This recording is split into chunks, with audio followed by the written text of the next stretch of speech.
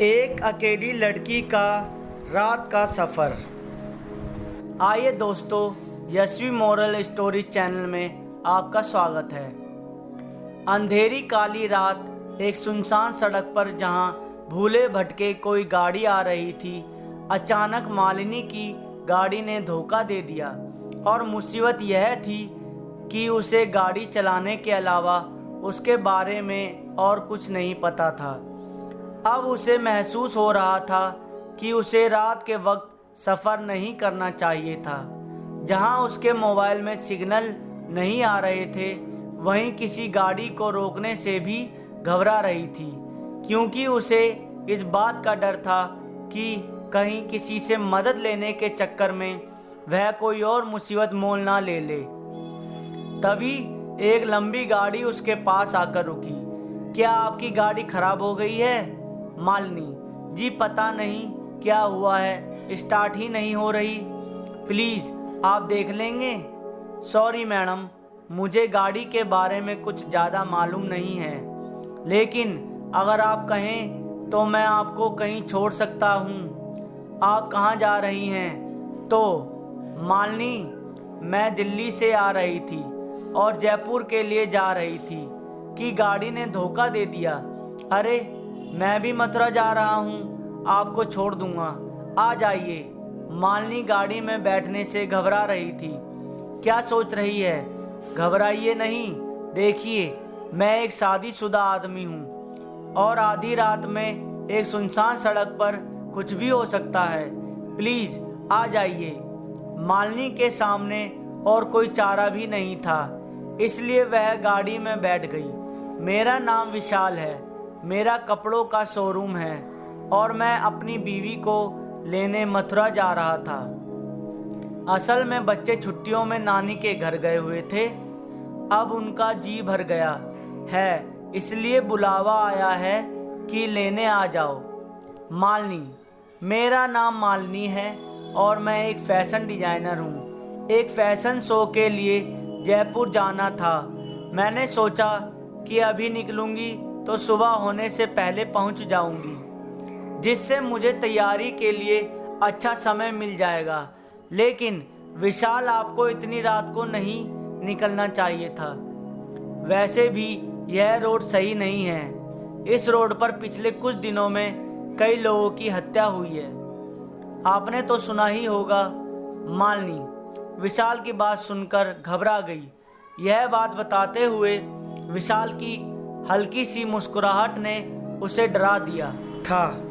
गाड़ी का AC on था, फिर भी मालिनी को पसीने आ रहे थे। विशाल, मैंने सुना है कि वह कातिल लोगों का गला घोंटकर उन्हें मार देता है। आज तक पुलिस को कोई सबूत नहीं मिला। मालिनी, प्लीज़ आप ऐसी बातें नहीं करें, डर लग रहा है। विशाल हंसने लगा। आप जैसी बहादुर लड़की रात में अकेले सफ़र कर रही है, उसे कैसा डर? मालिनी, देखिए यह मेरी मजबूरी है, यह मेरा पहला प्रोजेक्ट है, इसलिए मैं पहले से तैयार रहना चाहती थी। विशाल अब फ्लर्ट करने लगा था। आप भी कहाँ फैशन डिजाइनिंग में पड़ गईं? आप जैसी सुंदर लड़की को तो मॉडल होना चाहिए, सारे शो हाउसफुल हो जाएंगे। मालिनी विशाल के बदलते मिजाज को देखकर थोड़ा सतर्क होने लगी। उसने अपने बैग में से पानी की बोतल निकाली और पानी पीने लगी। विशाल, प्यास तो मुझे भी लगी है, क्या आप मेरी प्यास बुझा देंगी? मालिनी, क्या मतलब है आपका? विशाल, मेरा मतलब है कि मुझे भी प्यास लगी है, प्लीज़ अपनी बोतल दे दीजिए। मालिनी, आपकी अपनी बोतल भी तो रखी है, उससे पी लीजिए। विशाल, उसमें वो बात कहाँ जो आपकी बोतल में है। मालिनी, देखिए मेरे साथ ऐसी बातें नहीं कीजिए, नहीं तो मैं गाड़ी से उतर जाऊंगी। विशाल, अरे आप बुरा मान गई, मैं तो मजाक कर रहा था। विशाल ने मालिनी से बोतल ली और पानी पीने लगा। मालिनी को उसका यह व्यवहार अजीब लग रहा था। तभी मालिनी ने देखा कि उसके मोबाइल में सिग्नल आ गए हैं और वह फ़ोन करने लगी। मालिनी, हेलो मम्मी, मैं अभी रास्ते में ही हूँ। मेरी गाड़ी खराब हो गई थी, इसलिए मैंने किसी से लिफ्ट ले ली है। नहीं मम्मी, घबराने की कोई बात नहीं है, मैं ठीक हूँ। मैं जयपुर पहुँचकर तुम्हें फ़ोन करूँगी।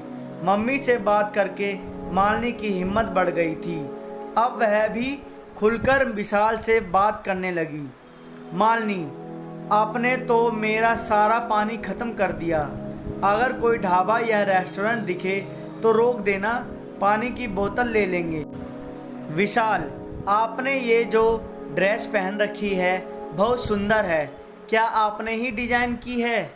यह बोलते हुए विशाल मालिनी की मिनी ड्रेस को ऊपर से नीचे देख रहा था। उसका इस तरह देखना मालिनी को अच्छा नहीं लगा। मालिनी विशाल का ध्यान भटकाने और वक्त बिताने के लिए उससे इधर उधर की बातें करने लगी। मालिनी, नहीं, ये तो मैंने मार्केट से परचेज की है। ऐसी ड्रेस तो मार्केट में कहीं भी मिल जाती है। क्या आपको अपनी पत्नी के लिए लेनी है? विशाल हंसते हुए बोला। हा हा हा, आपने भी क्या बात कह दी। ऐसी ड्रेस में तो आप जैसी लड़कियां ही अच्छी लगती हैं। मेरी बीवी में तो आप जैसी दो बन जाएंगी। मालिनी की घबराहट कम हो गई थी, लेकिन विशाल के दिल में कुछ और ही था। विशाल, हमारी बात तो बीच में ही रह गई। मैं आपको बता रहा था कि आगे से इतनी रात में भूलकर भी इस सड़क पर सफ़र नहीं करना, क्योंकि ना जाने कौन किस बात का बदला ले रहा। इस रोड पर कई लोगों की गला घोंटकर हत्या कर दी, जबकि कोई लूटपाट भी नहीं हुई। मालिनी गुस्से में, आप बार बार वही बात क्यों कर रहे हैं? मैं पहले भी इस रोड पर रात में सफ़र कर चुकी हूँ। आप गाड़ी रोक दीजिए। विशाल ने गाड़ी साइड में लगा दी। विशाल, मैं तो ऐसे ही बता रहा था। मुझे लड़कियों को डराना अच्छा लगता है, लेकिन आप पहले इस रोड से कहाँ गई थी? मालिनी, ये बात कुछ महीने पहले की है।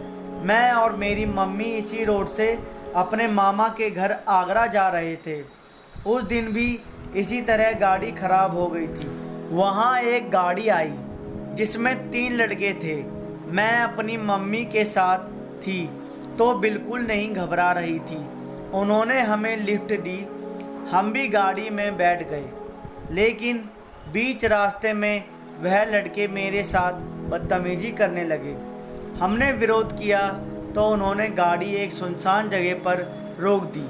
मेरी माँ ने उन्हें रोकने की बहुत कोशिश की। विशाल बीच में बोल पड़ा। ओह, तो अब आप मुझे डराने की कोशिश कर रही हैं, लेकिन यह चाल मुझ पर नहीं चलने वाली। मालिनी, यह कोई मजाक नहीं है। उन्होंने मेरी माँ को चलती गाड़ी से गिरा दिया और मेरे साथ गलत काम करने के बाद मुझे भी मारने की कोशिश की, लेकिन किसी तरह मैं भाग गई। कुछ लोगों ने मुझे हॉस्पिटल पहुंचाया। जब मुझे होश आया तो पता चला कि मेरी मम्मी की मौत हो गई है। मैंने उन लोगों को ढूंढने की बहुत कोशिश की, लेकिन उनका कुछ पता नहीं चला। फिर मैंने फैसला किया कि इसके जिम्मेदार वह लोग हैं जो अकेली लड़की को देखकर उसे लिफ्ट देने के बहाने उसे इस्तेमाल करने की सोचते हैं। इसलिए मैं पिछले कई हफ्तों से तुम जैसे लोगों का इंतज़ार करती हूँ और उन्हें मार देती हूँ। विशाल खांसते हुए, ओह ओह ओह, अब मजाक बंद करो। तुम जैसी लड़की क्या किसी को मारेगी? मालिनी, मुझे लगता है तुम न्यूज़ अच्छे से नहीं देखते। मरने वालों को गला घोंटने से पहले जहर दिया गया था, जिससे ताकत भर को मारना आसान हो जाता है। विशाल की हालत बिगड़ने लगी। ओह ओह, लेकिन तुमने मुझे जहर कब दिया? मैंने तो कुछ नहीं खाया। मालिनी जोर से हंसकर बोली। हा हा हा, मैं बोला था ना, अपनी बोतल से पानी पी लो, लेकिन फ्लर्ट करने के चक्कर में तुमने मेरी बात नहीं मानी। विशाल, ओह, मेरी हालत बिगड़ रही है, प्लीज़ मुझे बचा लो। मैं ऐसा आदमी नहीं हूँ।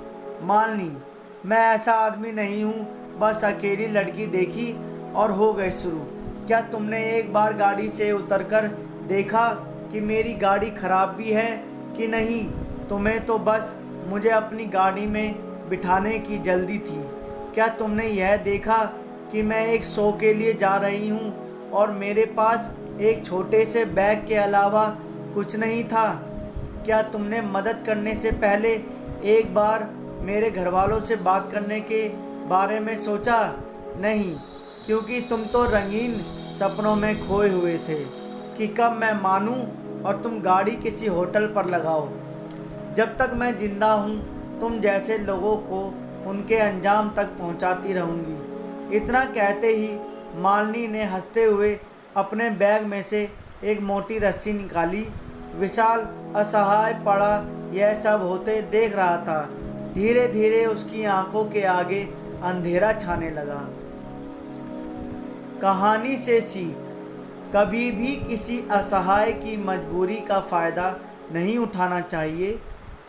वीडियो अच्छी लगी तो लाइक एंड सब्सक्राइब ज़रूर कर दें और इस वीडियो को अपने दोस्तों के साथ शेयर ज़रूर करें। धन्यवाद दोस्तों।